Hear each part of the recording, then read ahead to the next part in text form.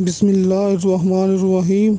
अस्सलाम वालेकुम व्यूवर्स, ਤੁਸੀਂ ਵੇਖ ਰਹੇ ਹੋ ਆਪਣਾ YouTube ਚੈਨਲ ਪਾਕ ਪੰਜਾਬ ਟੀਵੀ ਤੇ ਮੈਂ ਹਾਂ ਤੁਹਾਡਾ ਦੋਸਤ ਅਬਦੁਲ ਵਾਹਿਦ।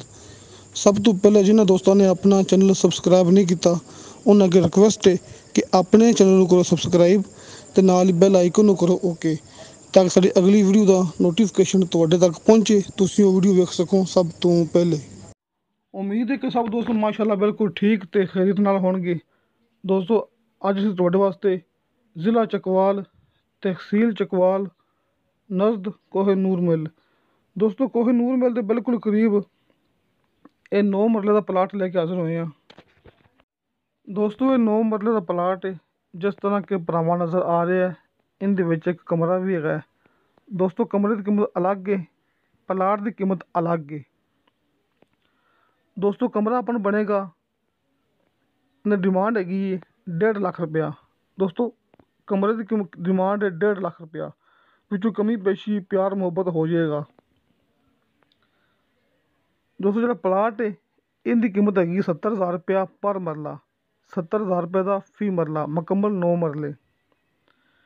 ਬਾਕੀ ਕਿਸੇ ਮੇਰੇ ਦੋਸਤ ਨੇ ਕਹਿਣਾ ਹੋਵੇ ਕਿ ਮੈਂ ਇਕੱਲਾ ਪਲਾਟ ਲੈਣਾ ਜਾਂ ਮੈਂ ਇਕੱਲਾ ਮਕਾਨ ਲੈਣਾ, ਤੁਸੀਂ ਗੱਲ ਕਰਨੀ ਇਸ ਬਾਰੇ 'ਤੇ ਸ਼ਾਹ ਸਾਹਿਬ ਦੇ WhatsApp ਨੰਬਰ 'ਤੇ ਬਜਾਏ ਕਮੈਂਟ ਦੇ, ਕਿਉਂਕਿ ਸ਼ਾਹ ਸਾਹਿਬ ਨੇ ਕਮੈਂਟ ਵਿੱਚ ਜਵਾਬ ਨਹੀਂ ਦੇਣਾ ਹੈਗਾ।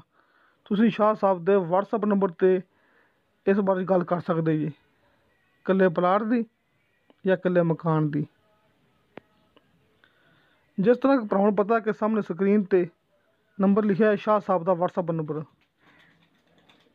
ਦੋਸਤੋ ਸ਼ਾਹ ਸਾਹਿਬ ਦਾ WhatsApp ਨੰਬਰ ਸਾਹਮਣੇ ਸਕਰੀਨ 'ਤੇ ਲਿਖਿਆ ਹੈ, ਤੁਸੀਂ ਰਾਬਤਾ ਕਰ ਸਕਦੇ ਜੀ। ਕਿਸੇ ਮੇਰੇ ਦੋਸਤ ਨੇ ਮੇਰੇ ਨਾਲ ਗੱਲ ਕਰਨੀ ਹੋਵੇ, ਦੋਸਤੋ ਮੇਰਾ WhatsApp ਨੰਬਰ ਲੱਗਿਆ ਹੁੰਦਾ ਹਰ ਮੂਵੀ ਦੀ ਡਿਸਕ੍ਰਿਪਸ਼ਨ ਦੇ ਵਿੱਚ।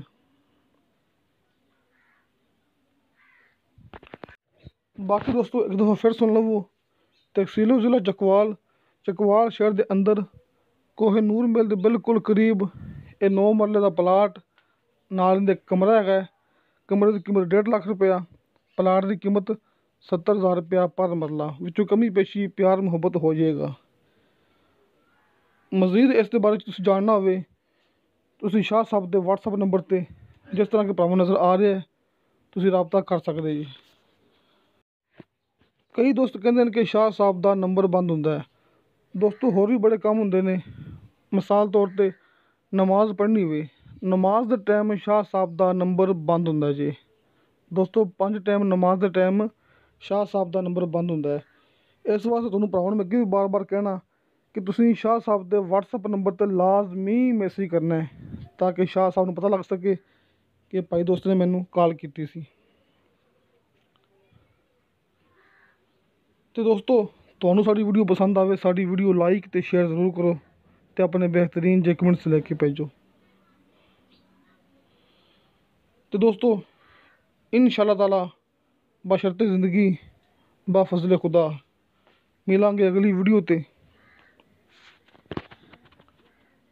खुदा हाफिज़।